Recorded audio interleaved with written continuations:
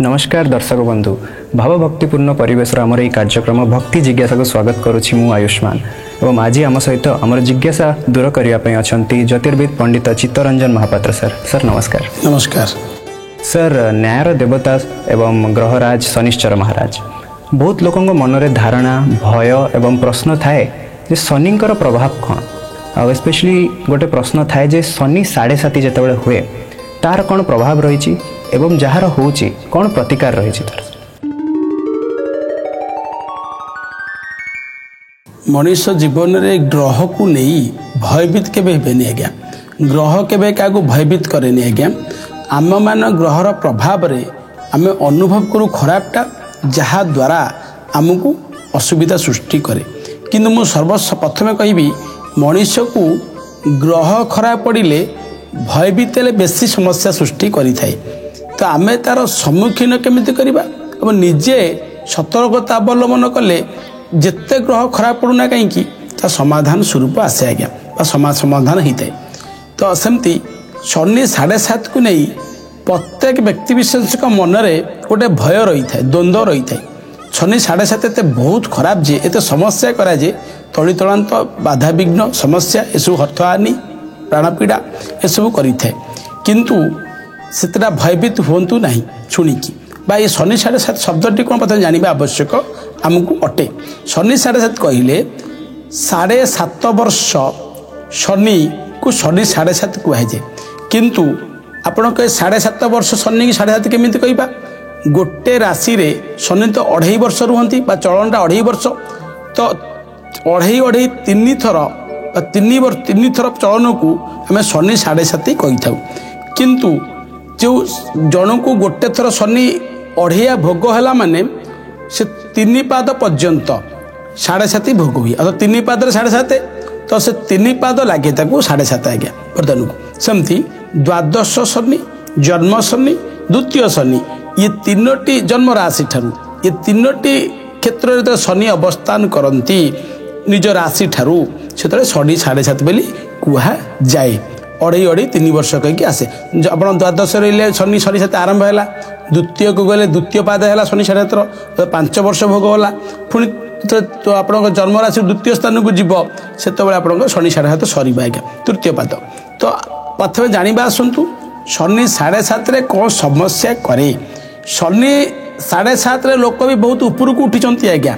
बहुत शुभ फल प्राप्त कर शुभ फल प्राप्त करती जितेबले जातक शनि उपयुक्त बलवान थाए बृहस्पति बलवान थाए से व्यक्ति को बा से राशि व्यक्ति विशेष मान को बा से जातक व्यक्ति विशेष मान को विशेष कर शनि शुभदायक होता संपूर्ण भाव में पूर्ण एक्सपीरियंस पूर्ण अभिज्ञतार मुझे कहबी मुझे कि जातक देखी जहाँकि शनि 7.5 नूतन जान क्रय कर शनि 7.5 नूतन घर भी कर समस्त सुख प्रदान पाई मान प्रतिष्ठा भी पाई आपण कहे अशुभ कुआड़ू है शनि 7.5 अशुभ शनि 7.5 केतले हम जो स्तर नहीं कि जातक शनि स्थिति नहीं कि बृहस्पति स्थिति की विवेचना कले विचार कले से व्यक्ति की खराब करी थाए। तो आप मोटामोटी बुझीगले शनि 7.5 केतले हुए जो आपण राशि जन्म राशि ठार द्वादश शनि जन्म रे निज राशि की आसो शनि जो आपण राशि द्वितीय भाव को जीव से जानवे शनि 7.5 आपण को भोग है शनि 7.5 चलुची। तो प्रतिकार पर आसवा कौन प्रतिकार करेंगे शनि 7.5 शनि 7.5 किए आपन को उपदेश देव स्टोन रत्न धारण करूँ न बुझी न विचारी पिंधे नहीं आज्ञा पिंधिले खराब करेंगे आज्ञा शनि कौ स्थित जानी खाली राशि की गणिकी विचार करी स्टोन पिंधा नहीं आज्ञा शनि 7.5 केवल मुख्य पूजा अर्चना करेंगे शनि मंत्र जप करेंगे बाड़ी अँला बोली एक वृक्ष अच्छी पूजा अर्चना करेंगे शनिवार दिन प्रत्येक शनिवार क्षीर अरुआ चाउल दे धला फूल कि कला फूल दे पूजा करेंगे तत्सहित यदि पारे बाड़ीला चेयर को डौरिया करी डौरिया भर्ती करी शिव मंदिर पूजा करी पिंधि पारे ता सहित हनुमान का आराधना करेंगे हनुमान को पूजा अर्चना करेंगे हनुमान को गायत्री पढ़े हनुमान पाखे राशि तेल शनिवार मंगलवार दीपदान करेंगे एवं शनि मंदिर शनि शिला सोरिष तल शनिकर अभिमंत्रित वा पूजा अर्चना करवा लगी करेंगे यदि विशेष भाव में शनि 7.5 रु पीड़ार मुक्त पाइबे। तत्सहित गोटे प्रतिकार कहबी जी निज कूल ज्योतिष बा पंडित को ग्रह विप्र को डाकी 5 प्रकार परिवा फल अरुआ चाउल एवं किछि